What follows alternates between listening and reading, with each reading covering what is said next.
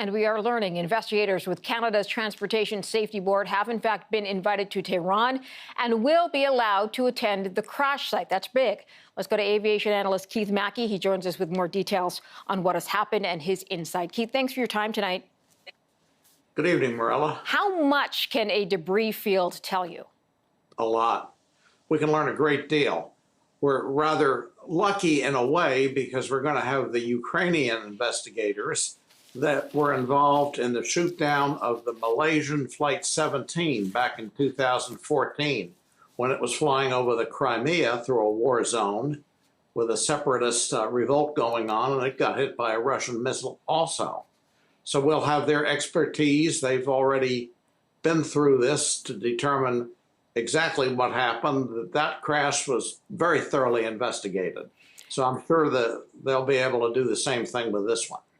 I recall from that crash, and correct me if I'm wrong, but there were at least bits and pieces of a missile in the debris that allowed them then to indicate that the missile had been shot, that the missile was Russian, and where it had been shot from.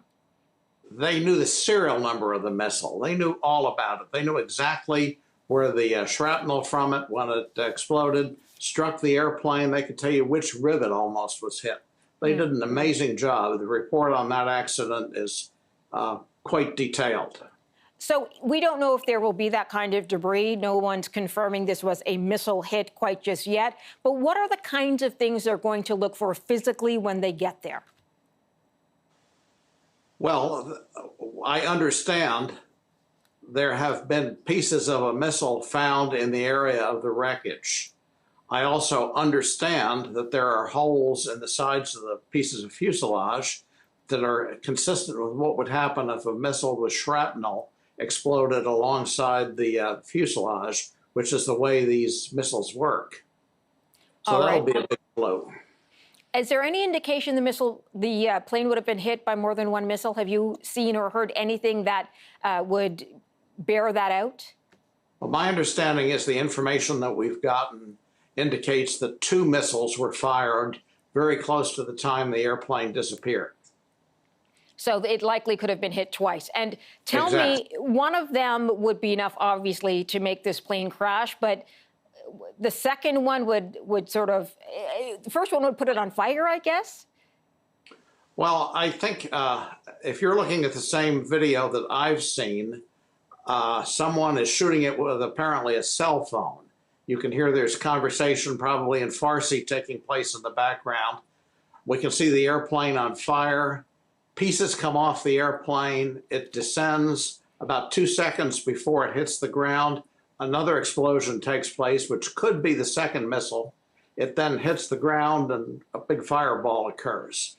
And that all took about 27 seconds.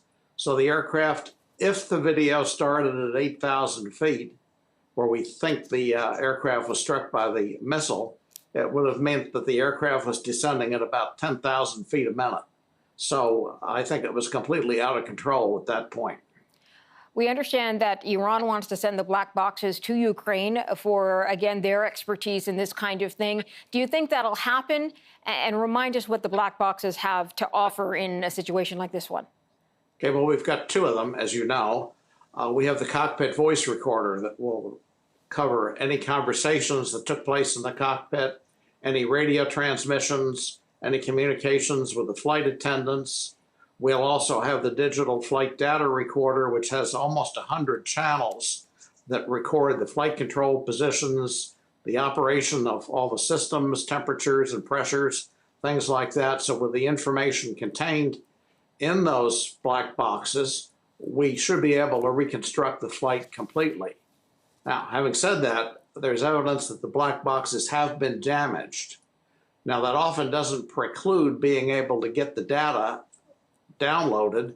They just may require some restoration to be able to do this. So the black boxes have to be sent to somewhere where this technology exists, where they can repair the damage and properly download the data. Aviation analyst Keith Mackey joining us tonight. Keith, thank you. Appreciate that. You're welcome, Maria.